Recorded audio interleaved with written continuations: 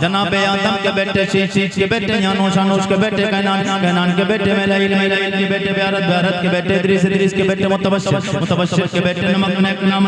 नाम के बेटे नूह के बेटे साम के बेटे अरफशाद के बेटे आबिर के बेटे फाइज के बेटे राउ के बेटे सारूज के बेटे नाउर के बेटे तारिक के बेटे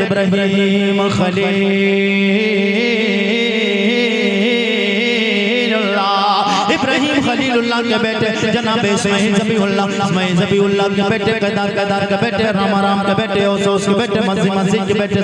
सम्मी के बेटे सारे के बेटे मक्सी के बेटे बाब के बेटे नाथ के बेटे सर के बेटे जीशान के बेटे एदी के बेटे रद के बेटे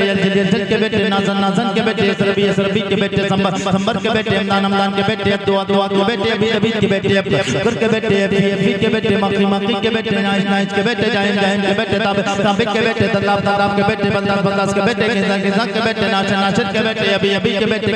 माल के बेटे बॉस के बेटे ओस के बेटे सलमान के बेटे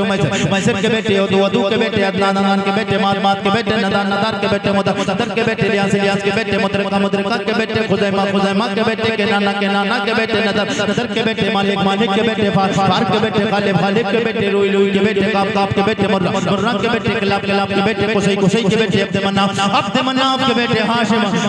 के बेटे अब्दुल मुत्तलिब के बेटे अब्दुल्लाह के बेटे जनाबे मुहम्मदुर